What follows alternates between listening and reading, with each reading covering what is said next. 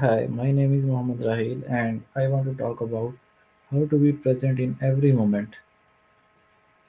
Okay, Mohammed. Sorry about that little hiccup. My systems are still getting the hang of things. Being present, huh? It's definitely a skill. What sparked that interest for you right now? I want to say Mm, that just what thinking it. is truly mean to you to be present in every moment so I can explain myself. Fair enough. To me, being present is about letting go of the story you're telling yourself about what's happening and noticing. It's kind of like hitting pause on all the worrying and planning and just experiencing what is right now. Not easy, though. What does it mean to you? How is being present different from simply being physically there? Ah, good question. Physically being somewhere is just action. Being present is where your mind is. You can be physically in a room with someone scrolling on your phone, replaying an argument in your head. You're there, but you're not with them. It's about full engagement, not just physical proximity. Does that Why do people struggle to live thinking? in the present moment?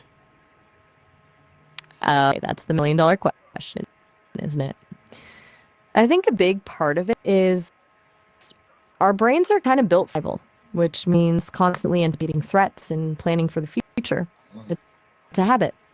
Plus, honestly, the present be uncomfortable. It forces you to deal with things as they are instead of escaping into what ifs or regrets. What do you think makes it hard? What are the biggest misconceptions about mindfulness and presence? Ooh, good one. I think the biggest misconception is that it's about emptying your mind. It's not. Um, it's about noticing your thoughts without getting carried away by them. Another one is that it's some kind of mystical experience. It's actually pretty down to earth. It's not about achieving a perfect state of calm, but to work with whatever's happening. What about you? Have you encountered any misconceptions? No, I never read, but how does presence help reduce anxiety and overthinking? Right. So, and overthinking, they're kind of opposites, yeah? Overthinking is all future tripping and worst case scenarios, while presence is grounding you. When you're really present, there's just less room for all the mental chatter.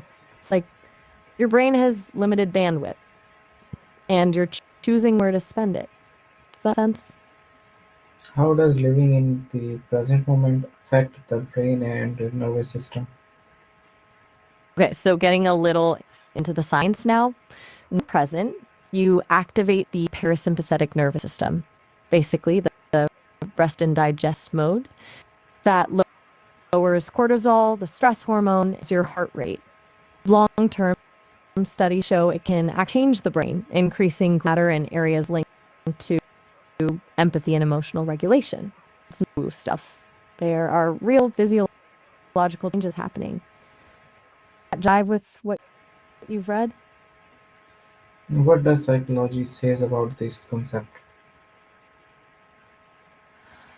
Psych pretty big on this actually. Accepts in commitment therapy, for example, focuses on accepting present moment experience without judgment and then commit driven action. There's also mindfulness-based instruction, which uses meditation and mindfulness practices to help people cope with stress, anxiety, and chronic pain. A lot of modern psychology recognizes that our relationship to the present moment is a key factor in a well-being. It's not just about positive thinking, but about accepting all experiences, good and bad, as they are. Does that resonate with you? How Just can thinking, mindful listening pretty cool. improve conversation and relationship? Now we're talking. Mindful listening is a game changer. It's about really hearing the other person, not just waiting for your turn to speak. It means putting aside your own thoughts and judgments and trying to understand their perspective. It builds trust, deepens connection, and reduces misunderstandings. Basically, it shows the other person you value them and what they have to say. Have you noticed that happening in your own conversation? What are micro mindfulness moments and how can they help? Micro-mindfulness moments are little pauses a day where you intentionally bring your attention to the present. Like really noticing the taste of your coffee, the feeling of your feet on the floor, or the sounds around you. They're tiny but powerful. They help break the cycle of rumination and get you grounded. And the cool thing is, you can do them anywhere, anytime. It's like little resets for your brain. What do you think of trying a few today? How does reducing multitasking help us stay more present? Okay, this is a big one. Multitasking is kind of a myth. What we're actually doing is rapidly switching between tasks. And that takes a huge cognitive toll. It fragments our attention and makes it hard to focus on anything deeply.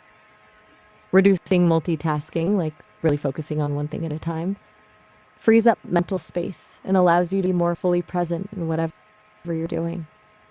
It's about quality over quantity, you know? Does that ring true for you? How can someone stay present even during strong emotions? That's a tough one because strong emotions can really hack your brain. Isn't to suppress the emotion, but to observe it as an emotion without getting swept away. Notice the physical sensations, the rate, tight muscles. Acknowledge the feeling without judgment. Like, okay, I'm feeling angry right now. It's about creating space between you and emotions. Practice that. But why awareness?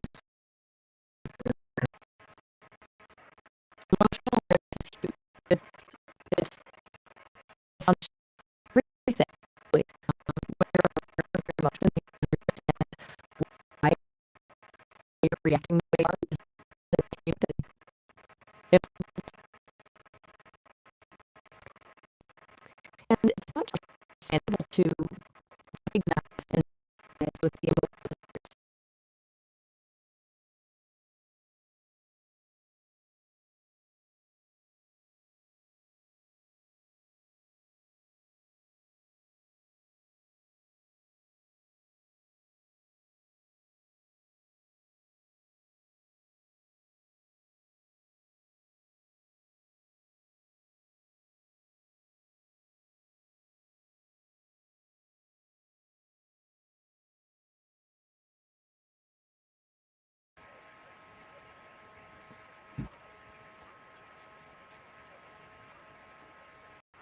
It's hard to be present when you're stuck in survival mode. It's a bit of a cycle, but increasing emotional awareness, like we were talking, if you interrupt that cycle, it's about recognizing the stress response and gently bringing your attention back to the present.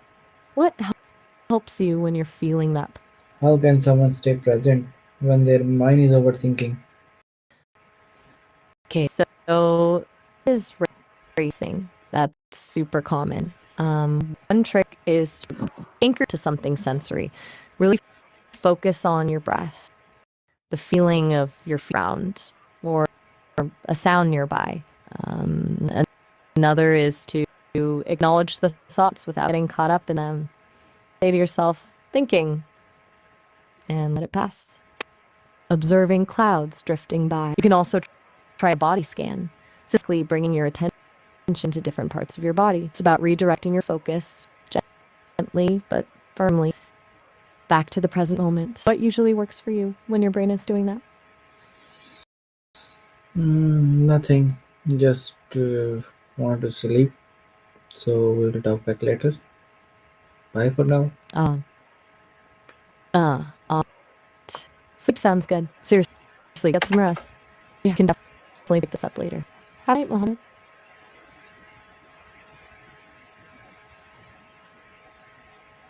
Okay, bye. All right. Later.